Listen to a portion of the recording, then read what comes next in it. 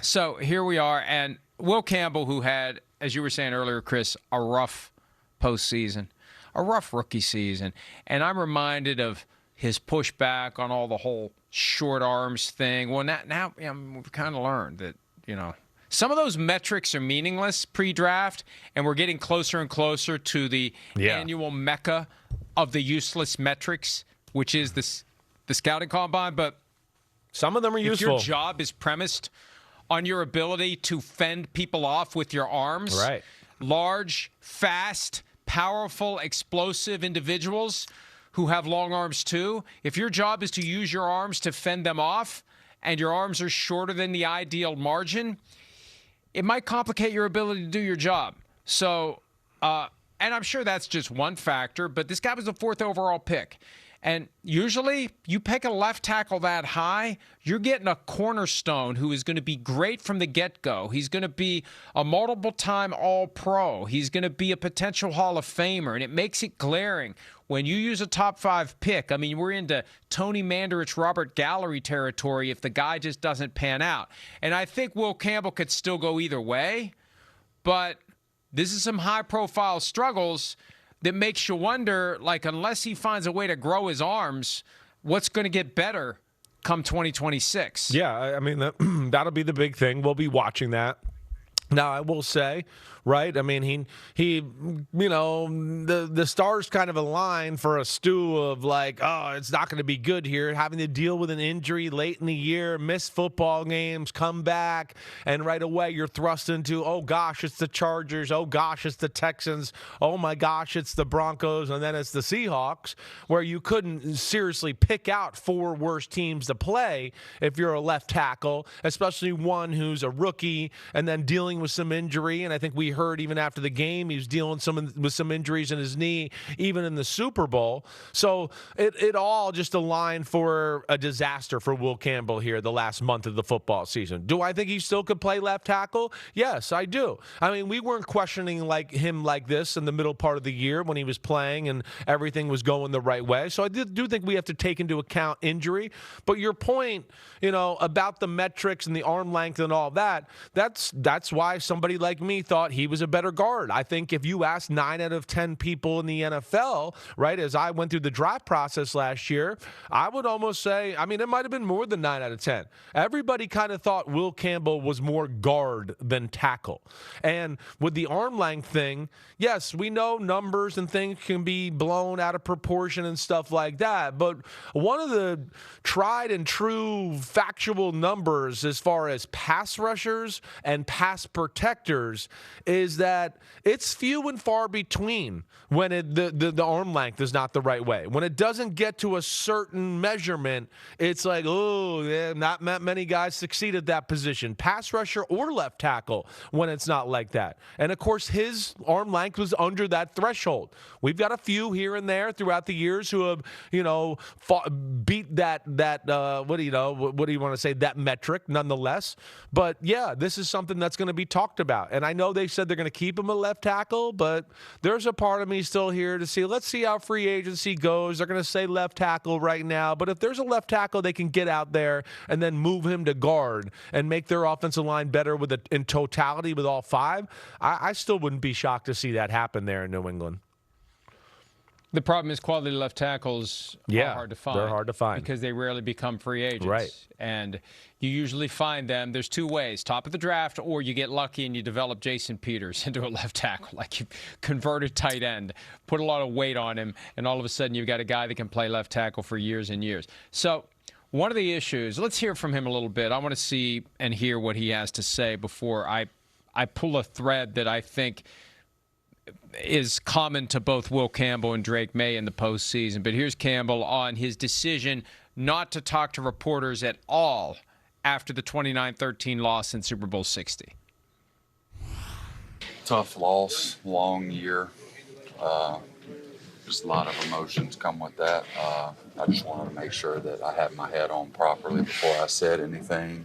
I didn't want to say anything that I didn't need to say. And I know that can happen, especially with myself, whenever there's emotions involved. So just wanted the night to sleep on things. Hopefully y'all can forgive me and we can move past it.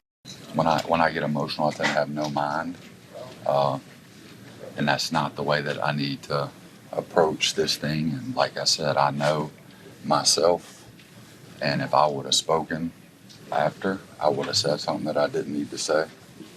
So I slept on it. I watched it. I know what I got to get better at, and move on.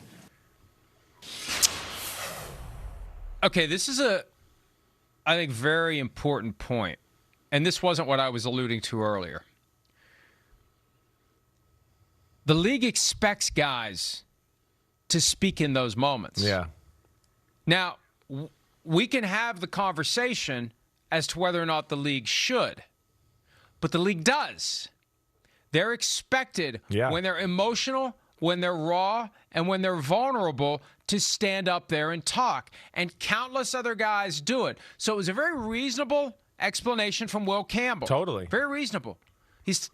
But he still violated the NFL rule. Right. The NFL rule is, and this is part of what you get paid for, Will, and anybody else that wants to run out of the locker room before you face the music. The NFL has decided decades ago that part of the gig, in addition to playing the game, is to talk about it when you're emotional, when you're pissed, when you're upset. Now, I don't know that anybody ever sat in an ivory tower and said, this could lead to some interesting conversation, right? But that's what it does. Right. And until they change the rule, it's not acceptable to leave because you're afraid of what you're going to say. Yeah. It's not acceptable. Right. Everybody's got to do it, Right. Will. And anybody else that skips out. And Travis Kelce chose multiple times to Bigfoot the media this year, now for different issues. But, I'm sure after a bad game, he doesn't want. Who wants to talk after a bad performance? Right. And one team always loses. And they do it all the time. So hey, maybe the time's come for a broader conversation about whether or not we're going to do this. Maybe this is an area of leverage the NFLPA should ask for in exchange for the inevitable 18 games. And I know that reporters are going to get upset when I say this, and fans don't realize how important it is to have that access and to understand what's really going on inside the walls of a team. The quality of the understanding of the game will diminish if this happens.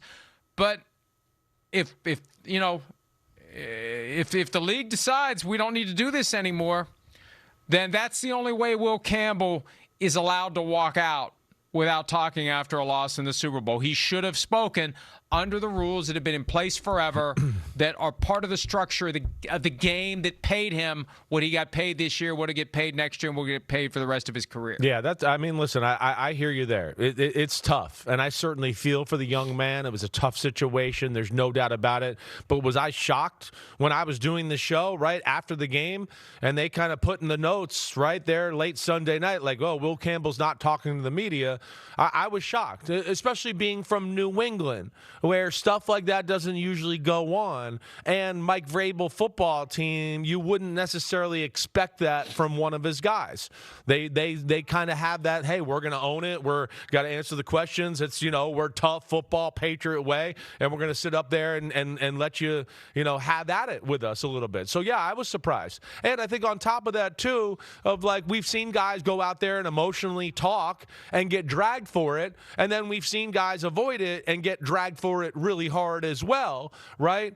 And with Will Campbell, he didn't quite get the same scrutiny I think other players have gotten in this moment. But I would agree with you there that, yeah, that's the rules. You got to do it. Look at Drake May. Look at what he did. Right? Drake May, I like Drake May even more now after the loss and how he handled himself in the press conference. Sitting there explaining to everybody about, this isn't just about money and like fame. This is more than that. And, holding back tears, knowing he hurt his football team and all that. That was remarkable by Drake May. I give him so much credit for doing that in a tough moment where, yeah, he played his worst game of the year in the Super Bowl. And he's going to have to hear about it. And now everybody's going to question him in big games and stuff like that because of how the playoffs went. And he'll bounce back. But, yeah, I would have liked to see Will Campbell do that and answer those questions right? He was a big part of the football game, and I know it was a negative part of the way, but yeah, you're the number 4 pick of the draft. You're making millions of dollars, like you said, and that's what you're expected to do. At the same time, as a guy that's a dad and 45, and, I have a 19-year-old daughter, man, that was tough. Woo. And I feel for him. And his answer, you're right, is, his heart's in the right place. So that's where you feel for him, too. And then you could see there at the end of the clip, he's holding back tears. He's holding back tears. Again, that's for all those people out there that think it's just like a bunch of players collecting checks and they don't care. Those two guys, Drake May and Will Campbell, showed you something different. But yeah, hopefully next time he answers the questions there. Let me take the baton back from you and say some things that will definitely anger those who feel they have an entitlement to be inside the locker room. Mm-hmm. Okay?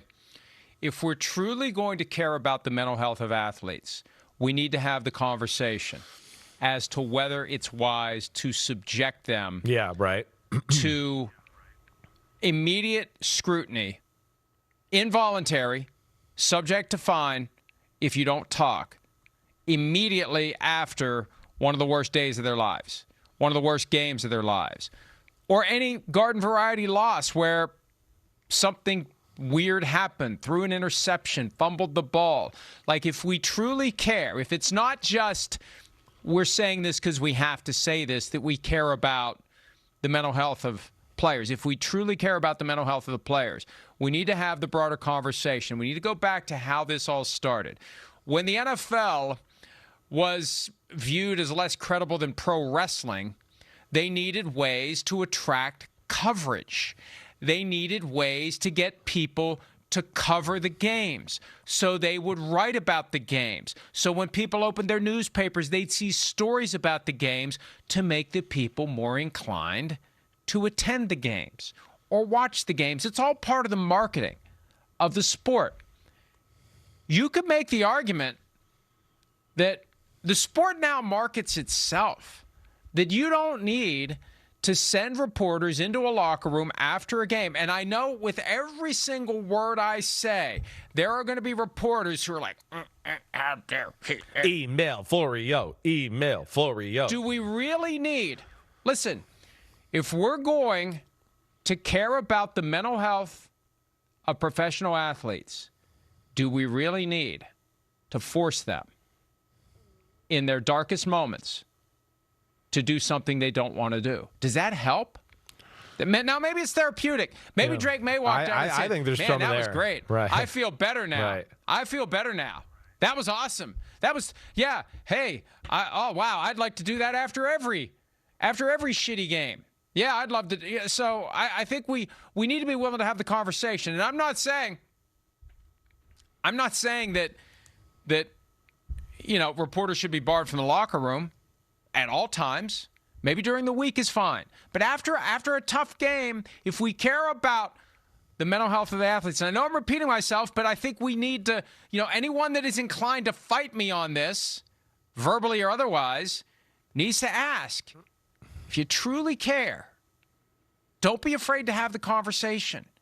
Don't be afraid to take a step back to first principles and say, the NFL doesn't really need this anymore. It doesn't really need to have people wallowing in the misery after the worst day of their life that 124.9 million people saw in the U.S. and millions more globally.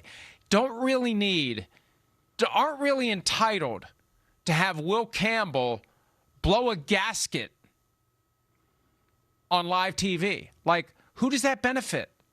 So I just think that, and hell, I didn't even think of it until we played the sound. But, again, all these guys seem like kids to me now that I'm 60. But I just think that we need to be realistic about it. And we need to be fair about it to the players. And there's a way to allow everyone to do their jobs without, putting kids in bad spots. And I'll just say this, lastly, Chris. Imagine the stress you would be feeling at your job, Chris, and anyone else out there, any of us, anyone's watching, anyone listening. Imagine if you had a bad day at work, and immediately after the clock struck 5, and you go out to your car, there's 100 reporters there waiting to ask you a bunch of detailed questions about all the dumb shit you did, all the mistakes you made, all the things that went wrong that day on your job. Imagine that. Do you want that? Well, yeah, I don't have to imagine it, Mike. Mike, I don't have to imagine. I've been there. I've done that. It's part of the game. It's part of the game. That's where I'm I talking hear about you. Current job. I know, but I hear you a little. But yet, then we can't get the bouquet of flowers of I'm the first pick of the draft and everybody look at me and I'm all over social media and blue and whatever. It's just part of the game a little bit. And I do want to hear from guys after they lost. I do. I want to see that raw emotion a little. I do want to hear about what their thoughts of the game were a little bit that way. So I do think there's something that's valuable there. But within playing the sport, everybody knows these days are going to come, right? And I'm not trying to be insensitive to what you're saying because I hear you there. It is a tough one. But at the same time, there's a little bit of like we talked about, like when the quarterback gets benched. Oh, no, he's ruined forever if he can't. If you can't handle the heat after a big loss, then I don't know, maybe you shouldn't be doing what you're doing. Then maybe that's not, so that's my old school football thought. But yet at the same time. Well, it definitely is. Well, yeah, because at the same time, I know the world's different now. You would have them play without helmets. Right. Well, the world is different, too, because of social media. And that's where it gets piled on more. And that's where I think, to your point, there maybe needs to be a little balance. And it's tough that way because, a guy like Will Campbell goes, he looks at his phone, people send him stuff, and he's going, oh, my gosh, it feels like the whole universe is shitting on me, right? And I could certainly have But that's today's reality. Yeah. That's the thing. When you talk about old school football, you're talking about the days when men specifically never complained about anything and they internalized everything and they didn't talk to anyone. Think about the conversation Bo Jackson had with us last week. Right. That's one of the problems of society. Men won't talk when they need to talk. So why force someone who doesn't want to talk about this experience they just went through that they'd rather process? And here's my point, and it's good we're having this back and forth. Maybe it's as simple as giving them the night to collect their thoughts, have a cooling off period. Right. Maybe make it mandatory the day after the game. Yeah, the losing team not does it after the game. Yeah, maybe that's the way to do it. Maybe winning team talks immediately after the game. Losing team mandatory availability the day after the game. And and again, there's going to be people who get pissed about this. Oh, no, you're restricting access. But we have to strike a balance between access and mental health of the players. And I just think that if you're not willing to have the conversation, you really don't care about the deeper issue. Well, I keep thinking when through this whole thing, I keep thinking of Cam Newton in Super Bowl 50, right? Because he got trashed for going out there and owning up to his performance in the game and doing all that. And then, of course, we saw that raw emotion. And people look at it as took it as a negative, like, oh my gosh, what a bad guy, how horrible. He got up and left. Right. But yet it was a tough spot. He got up and left. You remember why he got up and left? He got up and left because it was a shitty configuration. And he could hear the Broncos celebrating. Chris Harris Jr. from the Broncos was over there hooting and hollering, and it got him. It's like, oh, I'm not going to stay here and listen to this. Yeah.